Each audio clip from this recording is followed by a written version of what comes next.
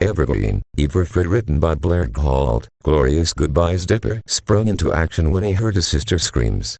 The cries for help chilled his spine. He had never heard a sibling this scared, and Mabel once poked Bigfoot's eye with a fun stick without flinching. Tree branches and roots fought him every step of the way as the screaming grew louder. He didn't know what was around the next cluster of trees, and picked up the heaviest branch he could find as he rounded the fir and struck the most menacing post he could. "I'm here, Mabel. He declared before trailing off. Instead of finding his sister at the mercy of some horrible monster, he saw Pinky crying for help, her legs bound in a snare at the top of a branch. "Help! Help! Oh, hi Dipper. Help!" Not the person he was looking for, but whoever tied her up probably knew where Mabel was.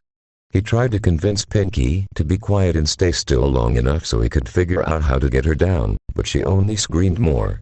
Eventually her rocking broke the branch she was tied to and it snapped, sending the pink pony in the tree limb plummeting down to the earth. Dipper ran over and untied the knots to the branch.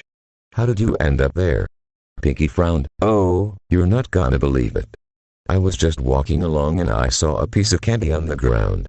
So I thought, well, free candy. So I gobbled it up and there was another piece of candy. Best day ever. I kept following the line of chocolate and all of a sudden I'm hanging from a tree. That little guy was really rude too." Gideon. Pinky nodded. "Yeah. He had a really weird glowing gem. He zapped me with it, and then he ran off. And then you found me." Dipper scratched his chin. "And you didn't notice anything weird about him?" Pinky opened her mouth to answer before Mabel's cries for help once again rang through the forest. "Oh man. Oh man. If Gideon's got Mabel, we'll never reach her in time. Never say never. Unless you think never is a funny word. Then you say it all the time until Twilight or Rainbow Dash or Applejack tells you to stop." "What?" "Nothing. Let's ride." Dipper jumped on Pinky's back, but she refused to move. "Pinky. We've gotta go." "Nuh-uh. You gotta say the magic word first." "Pinky." "That's it." Pinky squealed, and both of them sped off towards Gravity Falls. Gideon had not counted on how hard it would be to tie Mabel to a lamppost when he laughed thumbs and she punched him every step of the way. He still had a few rope fibers in his mouth, but Mabel was secure and unable to escape what he had planned. "Let me go, you crazy midget horse." She growled and began chewing her own bindings. "But I did this for you, Mabel Pines. I am not marrying a horse, Gideon." Gideon's eyes flared and he snorted. "My name is not Gideon. That was my human name. You can call me Farsight. It's the only name I'll answer to now." Mabel blinked. PFFFFTTTHAHAHAHA. Farsight. "And I guess my name will be Shooting Star or something, right?" "Yes, actually," Gideon replied, picking up a small glowing gem with his mouth. "This little doohickey here, heh. Do. Has such a wonderful little feature," Gideon said as he turned his back and went into full monologue mode. "You see, a long time ago some people found out about that little hole in the forest. So they went through, and what did they find but the most delightful land of ponies and magic and friendship. They liked it so much, they never wanted to leave.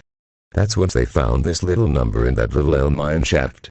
With just a small genetic sampling from any pony, it can turn anyone into a pony. You, for example. Don't you see, Mabel? We can be together forever." Mabel rolled her eyes. "No. I like having fingers." Gideon bit down on the gem and it glowed with a brilliant blue hue. "Too bad." Before he could fire it, he was hitting the side by a pink blurry gem flew out of his mouth. The beam went wide, down the street and towards the still unconscious Plugs and Derland. The blue streak of energy hit them both and with a bright flash they were turned into earth ponies, with donut cutie marks. The force of the impact sent Gideon flying and he smashed up against the Gravity Falls gossiper. He rose to his hoods to see Dipper riding on top of Pinkie Pie, both of them glaring at him angrily. "Give it up, Gideon," Dipper said as he pointed the tree branch he had acquired earlier at the former human. "Mabel's not going to marry you." "I beg to differ," Gideon yelled as he dove for the gem. He reached it before Pinky and Dipper had a chance to intervene, and he bit down on the smooth artifact. A red orb of energy enveloped him, and when it cleared it was apparent that he had gained wings. He launched himself at Mabel and plucked her right out of her rope bindings, carrying her off into the sky with his front hooves while she punched his stomach every inch of the way.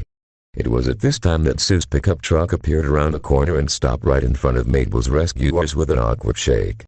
The mystery shack sort of janitor poked his head out the window. "Dude. My 2 cents was going kooky. You guys need help. Do we ever?"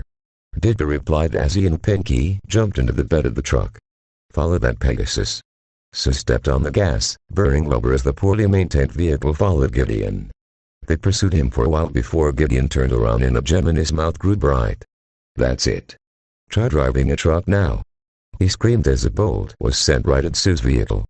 It phased right through the windshield and hit Sue square in the chest. He was instantly transformed into a fat earth pony. The truck swerved all over the road as Suze struggled to maintain control with his hoofs. Pinky and Dipper fared little better as they were thrown all about the bed. "Dudes. I'm crazy wicking out." Pony Suze yelled as the truck veered off the road and hit a large boulder. The force of the impact sent Pinky and Dipper flying upward into a Gideon. Pinky overshot the little maniac, but Dipper managed to catch his back legs. "Mabel's not going to marry you, Gideon." Mabel continued to fight her captor. "Yeah. Marrying ponies isn't even legal." Gideon growled, "It's Farsight. And true love knows no laws."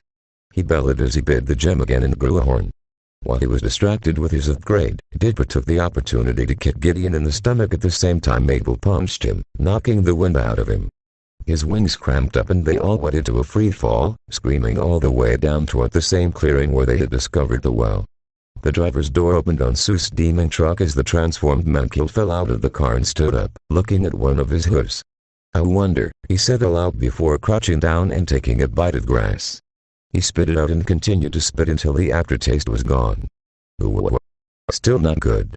Luckily, the three hit the high branches of one of the evergreens and they tumbled down it instead of hitting the ground full force. They were deposited on the very edge of the clearing Dipper had discovered, the mine shaft clearly visible upon the small hill. Gideon was the first to come to and he grabbed Mabel, dragging her towards the portal. Mabel started to fight as she woke up and Dipper recovered as well, jumping and grabbing onto Mabel's legs as Gideon dragged them both. When they were at the mine shaft, Gideon turned around with a gem in his teeth shining with power. "Now, shooting star, we can live out the rest of our days as perfect Evergreen spouses. We'll live forever in pony paradise. Won't it be wonderful?" Mabel and Dipper closed their eyes for the inevitable blast, but it never came. They instead heard Gideon cry out in pain. Mabel opened her eyes to see Waddles standing on top of the defeated pony Gideon, his beady little eyes seemingly ignorant of his feat. "Waddles!" she cried and she ran over to him. "I swear I'll never eat another piece of bacon as long as I live." Gideon moaned from the weight on top of him. When Waddles had landed on him, he had dropped the gem and it had rolled right in front of Dipper. He picked it up, inspecting it closely. Gideon reached out one hoof. "Don't you touch that. If it gets cracked, it'll..." He covered his mouth before he revealed too much. Dipper smiled coyly as he set the gem on the ground, then stomped it into dust. A massive eruption of white light emerged from the remains of the gem and for a moment the entire countryside of Oregon was set alight. When the luminescence finally subsided, Gideon was back to normal and so were Suze and the cops. The former pony looked up at his normal human hands and threw a temper tantrum. "I was so close. We could have been so happy in Equestria. It's not fair. Not fair." Dipper got up. "Gideon, kidnapping people and screaming at them isn't going to make them like you anymore. You could try, you know, not attempting to curse or vaporize anyone who makes you mad." Gideon's tears dried instantly as he jumped up and pointed a finger at Dipper. "Never.